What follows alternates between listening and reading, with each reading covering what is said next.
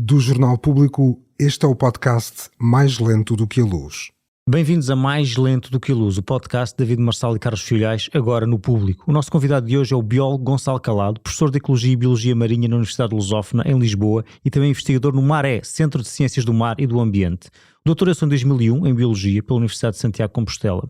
Foi assessor do Secretário de Estado do Ambiente entre 2009 e 2011, tendo sido responsável pelas questões marinhas, das pescas, da agricultura e da conservação. Foi gestor da iniciativa Gulbenkian Oceanos, que visava a proteção, conservação e boa gestão dos oceanos e dos ecossistemas marinhos. Foi vice-reitor de investigação e internacionalização da Universidade de Lusófona e, somando a isso tudo, é instrutor de mergulho. Bem-vindo, Gonçalo. Obrigado. Olá, Gonçalo. Começamos pela tua vida científica, dedicada à biologia marinha. O que é que te atraiu no mar? Por que é que foste para biólogo marinho? Eu acho que a biologia divide-se as pessoas que entram para a biologia, mais de 80% em três complexos.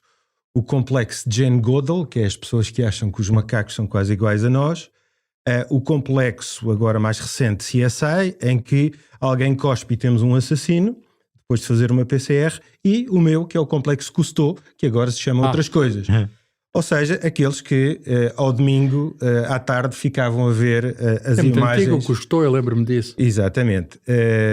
E, portanto, eu acho que sou uma dessas vítimas e que achou que aquilo era muito giro e que contou até ao dia em que fez 17 anos, que era na altura o mínimo para tirar o curso de mergulho, para meter uma garrafa às costas e até hoje desfrutar do... Quando foste mergulhador antes de ser biólogo. Sim. Isto é começar pelo fundo, chama-se isto começar pelo fundo. A partir daí é só subir. Olha, nós sabemos que estiveste envolvido no afundamento de 4 navios no Algarve, enfim, não foste tu que os puseste lá em baixo, mas não era essa a minha tiveste função. a ideia de criar pontos de interesse para mergulho turístico e, quer dizer, havia a ideia, não acho que não é tua, de criar pontos de interesse para mergulho turístico, mas aproveitaste essa oportunidade, aí está o mérito, para estudar a vida marinha, que vai colonizando esses navios de guerra. Portanto, queres contar-nos essa história? Qual foi a tua participação? Que investigação se faz ainda hoje nesses navios afundados? Conclusões é que já tiraram? Neste momento já não existe o contrato obrigatório com as licenças de afundamento de monitorização, porque eles chegaram àquilo que se chama o clímax de uma comunidade, ou seja, a comunidade está completamente estruturada nos navios e, portanto, não há grandes mudanças neste momento. São recifes artificiais. São recifes artificiais, mas que seguiram a comunidade de uma maneira muito próxima, não igual, aos recifes naturais. Eu de facto, eu costumo dizer que foi talvez o meu maior desafio profissional, em termos como biólogo, porque nunca mais na vida vão chegar e vão me dizer, olha, o senhor tem aqui 4 navios de guerra que vão ser afundados e faça o que quiser a eles para responder a perguntas. Que se abatem os navios, não é? Para responder a perguntas científicas e para fazer o plano de monitorização. E, portanto, eu acho que isso nunca mais me vai acontecer. É naturalíssimo que não aconteça. E, portanto, foi um enorme desafio fazer aquilo, falar com pessoas que já tinham feito coisas parecidas, aprender com os erros dos outros e com os erros dos primeiros navios, porque eles foram afundados faseadamente. E eu diria que o mais interessante em termos de descobertas veio por acaso, que foi um dos navios, quando caiu no fundo, partiu-se e uma das partes dividiu-se da outra Titanic. E arrastou-se várias dezenas de metros da outra. E ficámos com uma parte pequenina e uma parte grande, mergulhável, e a parte pequenina, por não ser suficientemente grande para satisfazer um mergulho comum, um sítio onde não se mergulhava. Então ficámos de repente com um branco do que era a atividade dos mergulhadores na sucessão das comunidades. E, portanto, foi possível pela primeira vez perceber de que forma é que os mergulhadores impactavam na sucessão da comunidade biológica nos navios. E, portanto, fizemos, mas isso não estava programado. Nós não sabíamos que o navio ia partir e que aquelas toneladas todas iam ser arrastadas lá embaixo com o temporal. A sorte favorece a mente preparada, não é? Como o Fleming. E portanto, esta foi a parte melhor, porque isso já está publicado e tudo. Mas vocês já publicaram artigos? Sim, eu e o meu colega João Encarnação temos um artigo em que demonstramos que a comunidade, no fundo, sucede-se, umas espécies sucedem às outras de outra maneira, porque há espécies que levam com as barbatanas dos mergulhadores e há outras espécies que aproveitam o facto daquelas levarem com as barbatanas dos mergulhadores e ocupam o seu nicho ecológico. No limite vai tudo dar mais ou menos a mesma coisa. Onde é que é isso exatamente, no Algarve? É em frente ao Alvor, mais ou menos. Se eu não tenho curso de mergulho, mas se eu quiser mergulhar, qualquer pessoa pode O acesso é livre, sim. O acesso é livre. Fica muito longe da costa? Fica ainda umas milhas. Fica muito fundo. E fica muito fundo porque tem que ter... portanto, a água tem que estar limpa para a passagem dos navios e, portanto, todos eles não podem ter aquilo que se chama em inglês water clearance, portanto, aquela parte para poderem passar os calados dos navios. Nenhum deles está acima de 17 metros. Portanto, é 17 para baixo tudo. Pois, quer dizer, tem de ser um mergulhador experimentado para fazer essas coisas. Tem que ser um mergulhador nível 2. Não tem que ser super experimentado, mas não é um iniciante. Há muita gente que lá tem ido? Sim, agora um pouco menos, e eu não estou já tanto dentro do assunto, mas foram já uns milhares de pessoas e, portanto, nós na altura fizemos isso para o artigo e, portanto, aquela parte do navio mergulhável tinha 2.500 mergulhos por ano, mais ou menos. É bastante. Sim, bastante. Sim, mais ou menos. Olha, és um colaborador de há muito do Público, o sítio onde estamos a fazer este podcast. Com muito gosto, sim. E tens assinado dezenas de artigos de opinião. Um dos temas ao qual voltas com recorrência é o tema das sardinhas. Ora bem, ou melhor, a questão das cotas da pesca de sardinha. A sardinha é uma espécie de símbolo nacional, pelo menos nas festas de Lisboa. Enfim, aparece pintada e enfim, sob a forma de gráfica de muitas maneiras. A pergunta é, como é que está a sardinha nas nossas costas? Como é que tem evoluído? Estamos a pescar a sardinha a mais? Em geral, como é que vês o futuro das pescas? Eu vejo...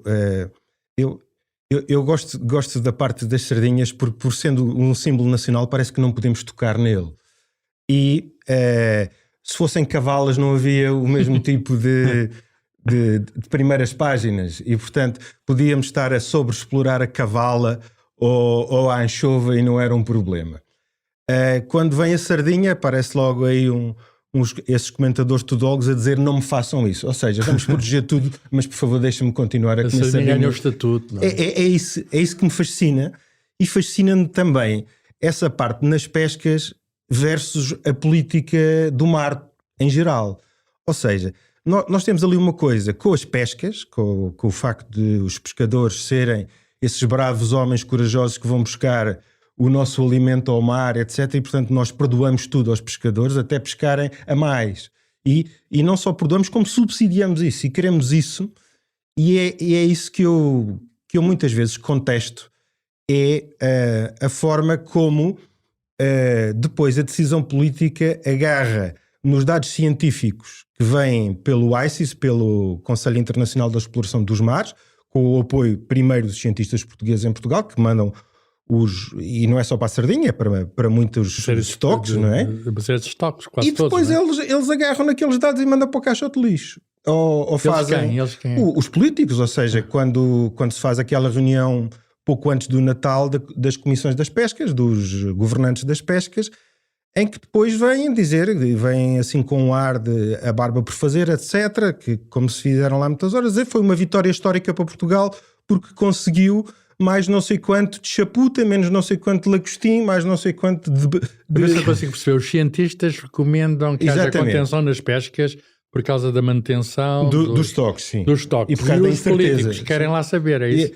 Sim, dizem que existem outros argumentos, que são os argumentos sociais, que se sobrepõem aos argumentos científicos. Ora, eu muitas vezes, meio na brincadeira, meio a sério, digo que mais vale então contratarem um vidente porque é mais barato, porque... Não sei se é. Não sei. Eu não exatamente. Ao nível do mercado de videntes eu não tenho muito para dizer. Os cientistas são baratos. Mas sei que um navio oceanográfico custa facilmente 50 mil euros por dia em operação. E, portanto, quando agarramos nesses dados e mandamos para o caixote de lixo, eu acho que é um desrespeito, não só pelos cientistas, como por todos nós que estamos a pagar aquele trabalho que tem incertezas, claro que sim. Neste momento nós não falamos no estoque de sardinha porque ele tem estado razoável. Não está a diminuir? Neste momento não está, relativamente àqueles anos em que apareciam as notícias. Relativamente há 40 anos, sim. Mas a diminuição é só sobre pescas ou há também outros fatores, sei lá, alterações climáticas? Há imensos fatores os quais nós não sabemos. Mas daí existe consagrado, por exemplo, na Lei de Base do Ambiente, o chamado princípio da precaução. Que é, então, se nós não sabemos isto, não vamos continuar a atirar-nos às sardinhas como gato a bofe, à espera que isto se resolva alguma coisa, porque não vai resolver. Além disso, as minhas maiores críticas relativamente a isso têm que ver com a subsidiação de atividades extrativas insustentáveis. Ou seja, é a diferença entre preço e custo. Uma sardinha aqui em Lisboa, nas festas, pode custar 2 euros no pão. Eu não sei, que não como, mas pode custar isso. Mas o custo não é esse. O custo pode ser mais do dobro em subsídios ao gasóleo das pescas, ao gasóleo verde, às isenções de segurança social, a muitíssimos subsídios. E eu sou a favor, e portanto é evidente que estes subsídios, esta subsidiação é uma forma de fazer política, mas eu não sou a favor quando eles perpetuam a insustentabilidade. E eu acho que é essa parte de Portugal, essa relação de Portugal com o mar tem muito a ver com esta parte das pescas. Nós somos um enorme consumidor de pescado. Dos maiores do mundo. Dos maiores do mundo, vai variando um bocadinho. É muitíssimo elevado, é praticamente o dobro da Espanha, por exemplo. Somos batidos pelo Japão, pela Islândia e pelas Maldivas, varia um bocadinho. Mas vamos tentar ultrapassar, ganhar a dianteira. E depois temos, associado às alterações climáticas, temos um mar que não produz tanto, não produz, minimamente associado à poluição difusa e às alterações climáticas, e no entanto queremos uma promoção das pescas, e eu não quero promoção das pescas. Eu acho que vamos ter que passar muito mais para uma promoção da aquacultura e talvez de tentar comer menos pescado e tentar comer, sobretudo, o pescado que é mais sustentável. E portanto, não é quando um estoque de sardinhas, pelos modelos mais atuais, está abaixo daquilo que se chama o BLIM, ou a biomassa limite para que o estoque se perpetue, que vamos continuar a pescá-lo como se não houvesse amanhã. Falaste na aquacultura, nós, enfim, temos vamos chamar a indústria da agricultura. É uma indústria, é uma indústria extrativa. Mas não é assim muita comparada com outros países. Exige alta tecnologia, exige ciência e tecnologia, não é? Exige várias coisas. E, sobretudo, exige da parte do consumidor a percepção de um produto de qualidade versus o produto natural. Coisa que não existe. As pessoas desprezam. É de viveiro, não é? Exatamente. E depois há aquacultura e aquacultura. Ou seja, há uma aquacultura fora da União Europeia que tem umas regras muito mais permissivas, que entra e vem por aí afora, e vem da Turquia via Grécia num caminhão e chega aqui e descarrega aquilo. E que peixes são esses? Que espécies? São sobretudo dourada. É sobretudo dourada. Eu não sei exatamente se robalo vem também daí, mas dourada. Comemos dourada turca. Sim, e grega, etc. E depois temos aqui já aquaculturas que fizeram um esforço enorme e que fazem hoje um esforço enorme para terem um mercado de qualidade, e depois é imbatível aquilo que vem de fora. O pregado aqui há pregado, não é? Coisas assim. Sim, temos sobretudo cá robalo, dourada, pregado. E mariscos, não é? Alguns mariscos. E depois temos os bivalves também, de algum tipo de cultura mais extensível, portanto aquelas amêijoas, que não as que são apanhadas, portanto aqueles viveiros da Rio Formosa, de amêijoas, etc. Mas é incipiente, ainda estamos a falar menos de 10 mil toneladas, estamos a falar de muito pouco em Portugal. Comparativamente, não é preciso ir mais longe, a Espanha ou a Galiza. A economia do mar da Galiza é a aquacultura, basicamente. Pois. É claro que tem pescas, mas a economia da Galiza... E importamos depois de lá, não é? Importamos, exportamos. Há coisas muito engraçadas relativamente à sardinha, por exemplo. A sardinha, de facto, nós é que somos tarados por sardinha. Não, portanto, há aqui uma coisa qualquer. Em Espanha, não. Em Espanha, por exemplo... a cota, como a cota, há uma parte das cotas que é repartida entre Espanha e Portugal, lá a anchova, sobretudo no norte de Espanha, é muito mais importante, e então há uma troca de sardinhas por anchovas. Os pescadores espanhóis não pescam a sardinha na altura dos Santos e guardam a cota para mais tarde, para depois nos venderem. Anchovas nós não gostamos tanto. E nós trocamos por anchovas, muitas vezes. Então, agora falemos antes de mamíferos no mar, portanto, tanto os velejadores, os marinheiros, como as orcas.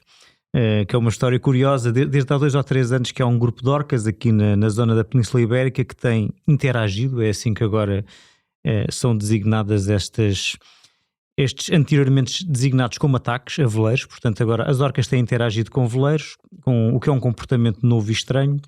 Como resultado, muitos veleiros ficaram à deriva, com lemes partidos. Há 3 ou 4 casos em que os veleiros acabaram mesmo afundados pelas orcas. Tudo isto aqui na zona da Península Ibérica. Vários deles em Portugal. Eu penso que os afundados foram essencialmente em Portugal. Portanto, como é que tu comentas esta situação? Ou seja, haverá algum contributo que a biologia marinha possa dar para reforçar a segurança da navegação e promover a paz marinheiro-orca? Portanto, uma vez que ainda não conseguimos comunicar diretamente, uma conferência de paz está fora de questão. Mas há tentativas de inteligência artificial para falar coisas. Há tentativas. Eu nunca estudei mamíferos marinhos. Eu vou dizer a parte que gosto. Eu não sou velejador, portanto consigo ter uma parte que gosto nisto. Entendo que um velejador se sinta... Ele está preocupado. Exatamente, e com toda a razão.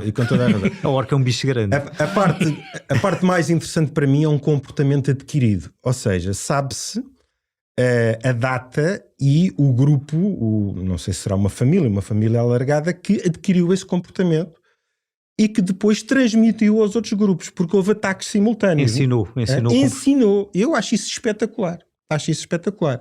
Agora, eu posso conjecturar, como disse, nunca estudei, não sei se é da reação, não acredito que haja algum tipo de vingança, como já vi escrito, e essas coisas, retaliação e essas coisas, deixemos isso aí para os humanos, que agora falamos tanto, infelizmente, em retaliação, relativamente às guerras emergentes, mas eu inclino muito mais para um comportamento divertido, que causa uma reação de espanto, e que no fundo é expectável uma reação. Ou seja, houve pessoas que foram para a água, que foram para as balsas, nunca foram atacadas, que eu saiba. É verdade, sim, não houve ainda nenhuma morte causada por um afundamento. Sim, mas antes não havia estes casos de interação. Não, porque houve um comportamento adquirido com um grupo ainda por cima, acho que são jovens patuscos, que acham que há uma reação. É a delinquência juvenil das orcas. Uma coisa qualquer desse tipo. Como digo, não sou um estudioso, sou super curioso, gosto de perceber a parte da aprendizagem e, portanto, quando os grupos interagem e alguém que diz, epá, tu não sabes a coisa mais divertida que eu ando a fazer agora aqui, eu mais os meus amigos. Andamos a fazer e depois eles caem para a água, berram e não sei o quê. É divertidíssimo aquilo que tu tens que fazer, não é? E, portanto, esta parte, existir um grupo social animal que faz esta parte, sim. O resto, percebo perfeitamente a preocupação dos velejadores. Não queria estar na pele de um velejador. Adoro quando me convidam e já fiz algumas travessias, mas sempre com pessoas que sabem mais da poda do que eu. Não estou ainda a ver que forma é que podemos tentar educar esta, se for mesmo delinquência juvenil, de forma é que vamos podemos dizer, as jovens não façam isso, digam lá o que é que querem que a gente brinque convosco. Mas eu atrevo-me mais a achar que é um comportamento desse tipo do que propriamente algum tipo de retaliação. Na verdade, houve alguns teóricos, comentadores nos Estados Unidos, principalmente, que estão muito longe das orcas, que acabaram por atribuir quase uma ação política às orcas, portanto um sujeito político e de qualquer forma também há reações dos velejadores, não é? Há uma certa reações improvisadas, não é? Contra todas as que não serão as mais recomendáveis na maior parte dos casos, como utilizar petardos para fazer barulho, ou caçadeiras. Esses são malucos, essa gente, não? Dos petardos. Pois, então vamos para lá, isso, quer dizer, parece uma claque de uma equipa de futebol. A orca, o Gonçalo poderá corrigir-me se eu estiver errado, é sensível ao barulho, não é? E o petardo faz barulho, não é? Portanto, é natural que, obviamente, não se pode fazer nada, não se pode atacar de modo nenhum a orca, que é uma espécie protegida, não é? Portanto, não, nem legalmente não é possível, portanto, tem consequências, não é? Tem consequências. Eu não estou a ver, eu muitas vezes essas coisas é um bocadinho como a delinquência juvenil da nossa espécie, depois passa de moda. Já houve comportamentos que passaram, não é? De grupos sim, de orcas. Sim, claramente. Ora bem, mudemos então de assunto, ou antes, voltemos ao assunto, falaste já da relação entre ciência e política. Trabalhaste no gabinete de um secretário de Estado do Ambiente e eu queria perguntar-te, enfim, com essa experiência de dentro, como é que vês a relação entre a ciência e a política no caso do tema do ambiente? Têm sido tomadas as decisões certas? Tem havido inação? Claro que o ambiente é um grande tema nesta altura das alterações climáticas, mas será que vamos até situar-nos para os governos mais recentes, o atual, os próximos governos, será que isto pode melhorar a relação entre a ciência e o governo, ou será que deve melhorar? Portanto, há aqui duas coisas. A ciência tout court, se melhora ou não, eu acho que não melhora, porque mesmo agora foi despromovida, já não tem ministério, etc. E, portanto, temos este ciclo e, portanto, eu vejo isso mais como investigador, com preocupação, porque há uma... O ambiente não está no nome das secretarias de Estado e dos ministérios. O ambiente está. A ciência é que não está. Eu começaria pela ciência. Sim. E, portanto, preocupo-me mais como investigador da regularidade dos concursos e, sobretudo, o que fazer a tanta gente doutorada e, portanto, investigadores que passam de contrato em 5 anos. Há uma secretaria de Estado, mas é da inovação, não é da ciência, é isso? Isto é a parte da ciência que está com a educação. Pois, estou a perceber. Isto é uma parte, eu queria começar por aí. Educação, ciência e inovação. Exatamente. Relativamente ao ambiente, o ambiente ganhou novo elan com a questão das alterações climáticas e quando alguns governos, eu lembro-me do primeiro governo francês, em que tinha já uma ministra da Ecologia e, portanto, passaram a pôr no nome do ambiente a ação climática e foi quando já não havia volta a dar, quando já não havia nada a fazer e, portanto, e que os negacionistas das alterações climáticas neste momento são um grupeco que não eram, são um grupeco que quer protagonismo e que não tem assim, do meu ponto de vista, grande participação e grande poder até. A minha questão, e o que mudou, e portanto já lá vão mais de 15 anos quando eu estive a contribuir para a política ativa no Gabinete do Secretário de Estado do Ambiente, as questões mudaram porque a sociedade também mudou. E o meu receio é se muitas das medidas, se nós vamos a tempo, que era uma coisa que eu talvez há 15 anos não tivesse a dizer, bom, não fazemos agora, fazemos mais daqui a uns anos, ou seja, aquilo que fizemos, por exemplo, com a pandemia relativamente aos plásticos descartáveis, em que fizemos uma moratória, etc. Eu tenho muito receio que alguns ecossistemas estejam no seu limite. Ou seja, os dados agora são um bocadinho mais fiáveis e há uma questão muito interessante que é, nós temos simulações relativamente boas desde os anos 80 e já podemos, desde os anos 80 do século XX, e já podemos olhar para a realidade dessas simulações. E ver se acertam ou não. Acertaram. E acertaram ou pecaram por defeito. Tem sido pior. Exatamente. Mas as simulações dos ecossistemas ou do clima? Ou das várias. Ou seja, da subida da temperatura, de como um ecossistema, um determinado ecossistema reage a essas mudanças. E, portanto, a questão é... E temos simulações, obviamente, que vamos continuar a ter para a frente, e as simulações são bastante catastróficas e nós temos mais dados, temos maior capacidade de computação e tudo, e portanto, em princípio são mais fiáveis e não é bom. E esta parte é que me custa muito, porque eu entendo quem esteja a tomar decisões políticas que tem que ver as partes todas, etc. Mas eu acho que a catástrofe ambiental do colapso do sistema Terra é muito maior do que a da pandemia. E eu acho que nós não conseguimos chegar lá em termos de políticas. A questão, por exemplo, eu vou dar só um exemplo, que é a questão da dessalinização, em que agora está em construção, com o dinheiro do PRR, no Algarve, uma dessalinizadora que é manifestamente muito pouco. Em Portugal há uma dessalinizadora pública no Porto Santo, há alguns projetos mais particulares, privados, etc. E depois em Espanha estamos a falar de 700 ou 800. Sim, lá é uma... E portanto, há colegas meus biólogos que têm imensas preocupações ambientais com os dessalinizadores, eu também tenho, só que eu acho é que não há volta a dar. E portanto, mais vale fazer as coisas bem, mais vale pensar nas coisas.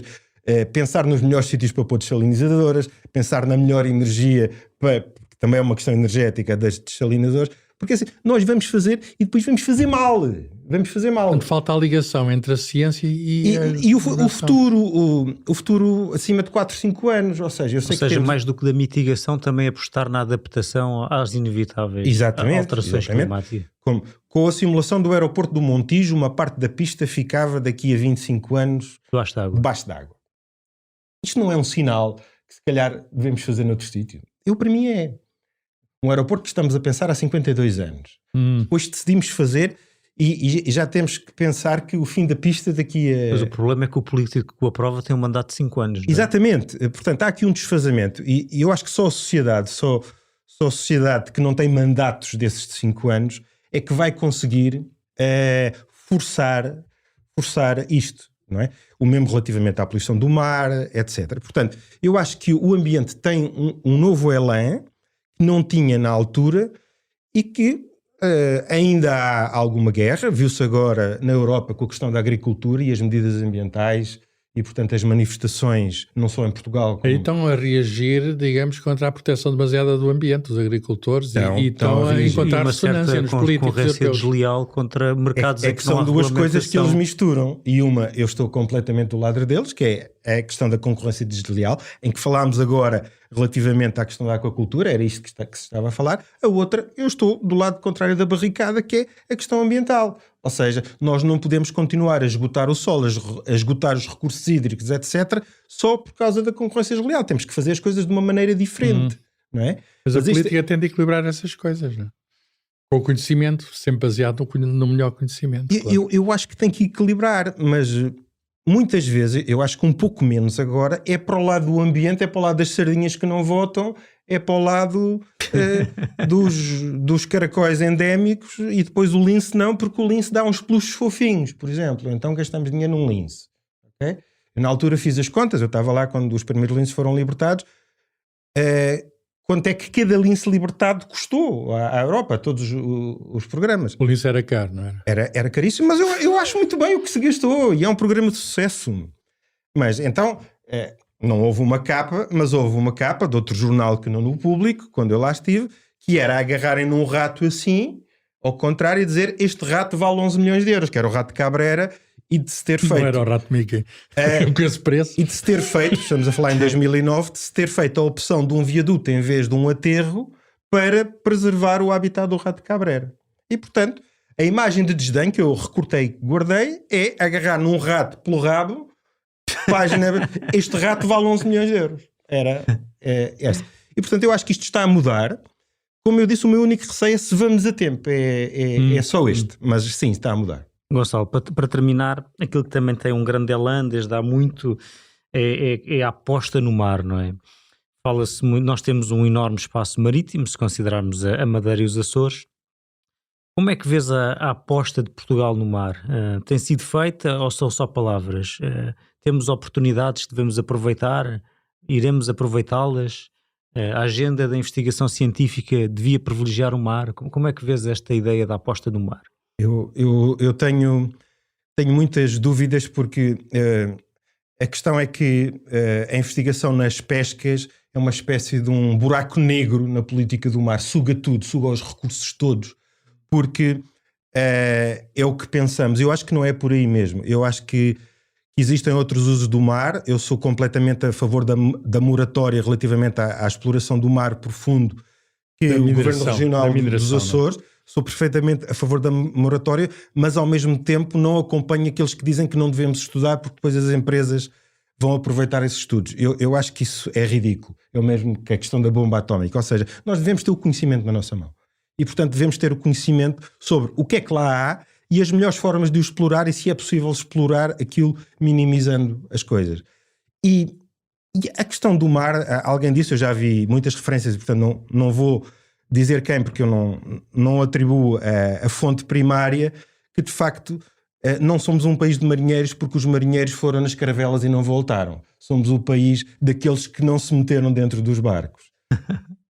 E eu acho que isto vai fazer o seu caminho, mas nós tivemos desde a Revolução dos Escravos até quase à Expo 98 virados para a Europa. Ou seja, primeiro querendo entrar na Europa e depois houve alguém que se lembrou, mas a gente esqueceu-se do outro lado, daquilo que nós estávamos a olhar e que tivemos a olhar durante tanto tempo.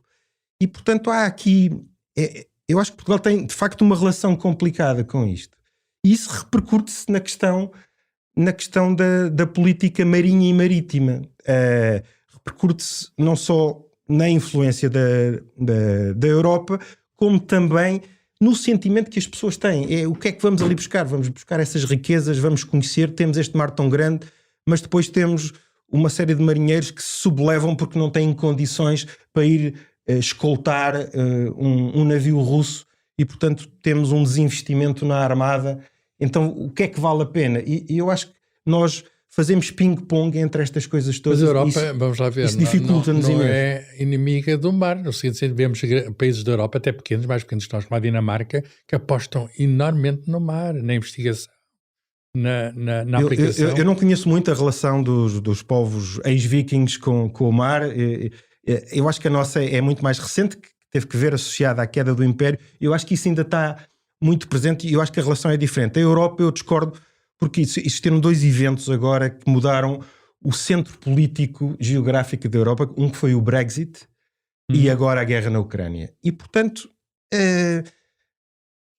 este centro político da decisão de direcionar, alocar recursos políticos... Veio roubar mar à Europa. Mas completamente. E, portanto, temos a Irlanda isolada e depois temos Portugal...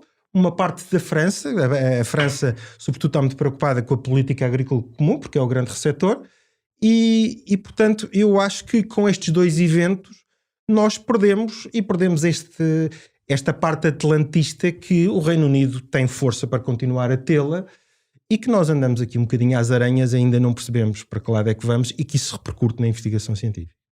Mas há muitas marés, há mais marés que marinheiros e esperemos que a maré mude e que ainda apanhamos a onda do mar e das oportunidades do mar. Temos muitíssimas. Muito obrigado, Gonçalo, e até ao próximo Mais Lento do que a Luz. Obrigado. Obrigado. O público fica no ouvido.